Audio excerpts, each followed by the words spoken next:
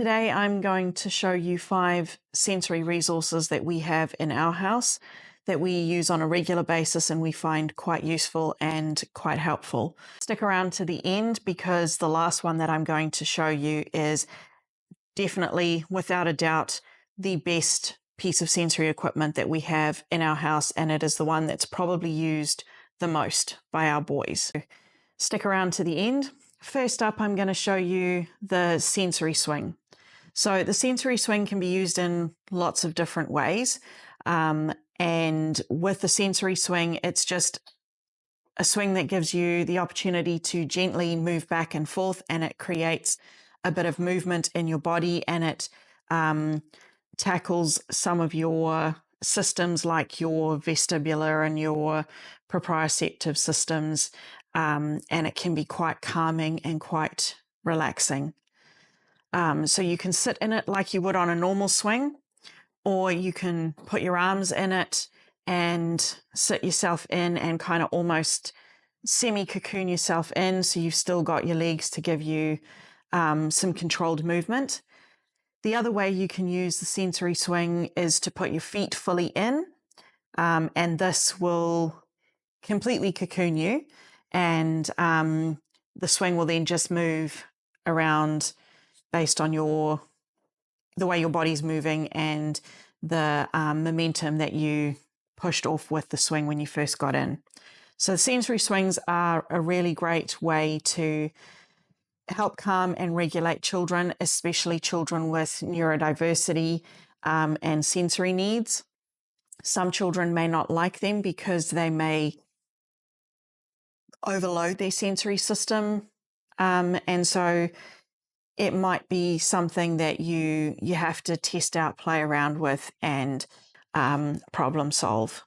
So for us, we looked at whether or not our boys enjoyed being on the swings at the playground, and for the most part, they do. So we kind of thought it would be a good option for us to use. Another resource that we have in our house is the Swiss ball and the peanut ball. So the Swiss ball obviously is the big round ball. Most of us are familiar with those, and they're often used in exercising. The other one is a peanut ball, and it's called a peanut ball because it literally is shaped like a peanut. And it does the same thing as a Swiss ball, and creates movement, and you can do lots of different things on them. So first up, I'll show you some of the things we do in our house with the Swiss ball. So with the Swiss ball, it's quite good for being able to balance on and move around on. You can push yourself forward and try and balance on it. You can also roll yourself backwards and forwards whilst on the ball. You can sit on the ball and try and balance on it. Another one that we do quite often is we just sit on the Swiss ball. So you can either sit with your feet up or your feet down on the floor if you want a little bit more stability, and we try and catch things. So you can start out with just simple throwing. You can add in challenges like clapping before you catch the beanbag. So that's what we tend to do with the Swiss ball. One of the other things that you can do with the Swiss ball is you can lie on your back on the ball.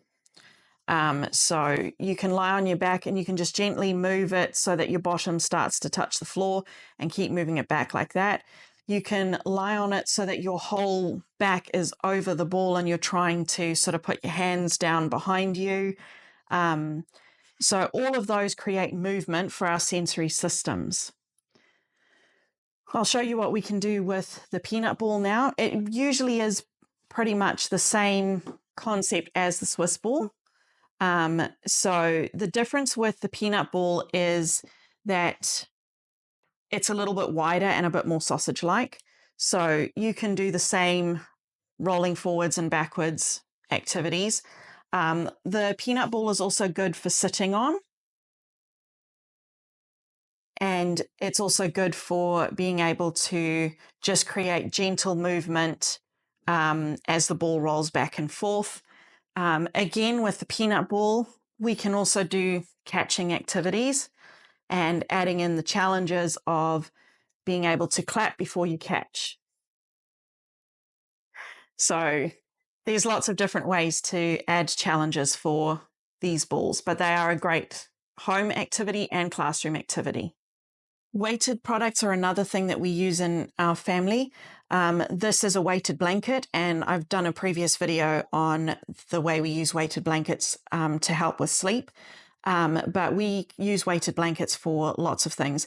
We can sit down on the floor and wrap ourselves up in the weighted blanket. We can enjoy watching a movie, reading a book. It's a really good resource for calming and relaxing a child who's overloaded. So we use these big ones for mostly being on the beds at night, but we have smaller lap blanket that we use that's also weighted. So this blanket is really good for just placing on your lap. It just adds some weight to your legs. So if you're sitting on the couch watching something, it just adds a little bit of weight to your body so that your body can kind of feel that deep pressure and feel a bit of calming and relaxing coming into it if it's overloaded. They're also great for when you're in the car traveling. And they basically do the same thing. They just put a bit of weight onto your body and gives your body that sense of calm and relaxed feelings. They're also good resources for in the classroom. If you've got a child who's fidgeting a lot or overloading a lot, having a lap blanket available in your classroom to put over their legs whilst they're sitting at their desk working, or when they're sitting on the mat, is another really great tool to have.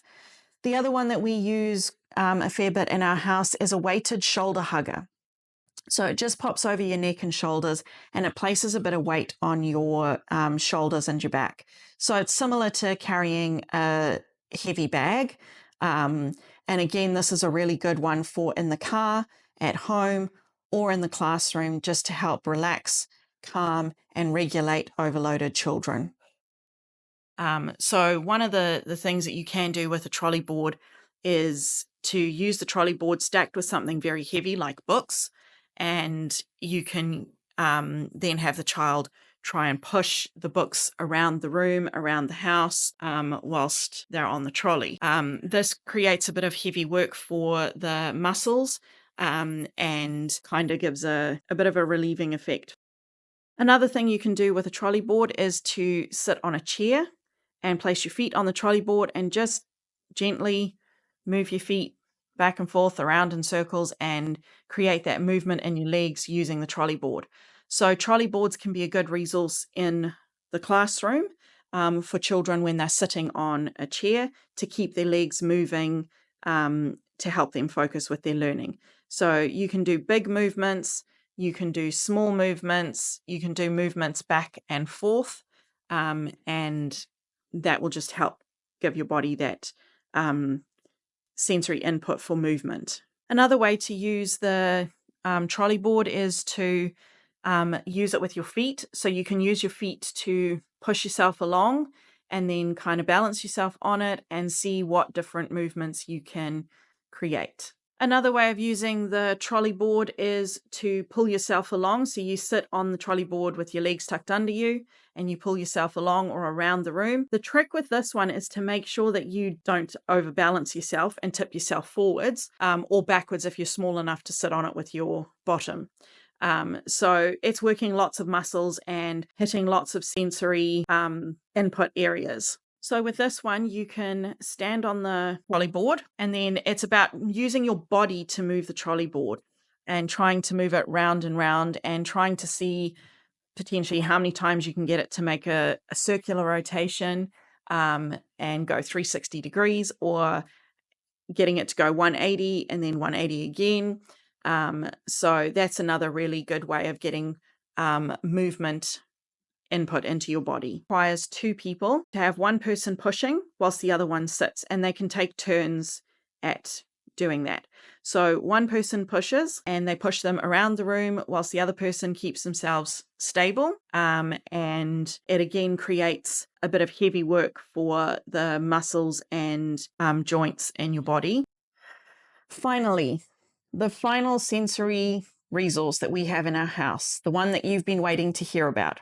Crash pads are really, really good for children who have ADHD. and it works really, really well for older kids as well as younger kids. So it is literally just a foam-filled casing that has massive foam cubes in. And the idea behind it is literally that you just jump and crash on this pad. So every now and again, we give it a bit of a shake up to make sure that the foam pads aren't being completely squashed and crushed. And we make sure that it covers all the areas. The crash pad is also really, really good for just relaxing on and lying on. So quite often after a busy day, our kids will use it to watch a movie, play games, and various things like that. So crash pad is definitely something worth investing in. However, I will give you a heads up, they are very expensive.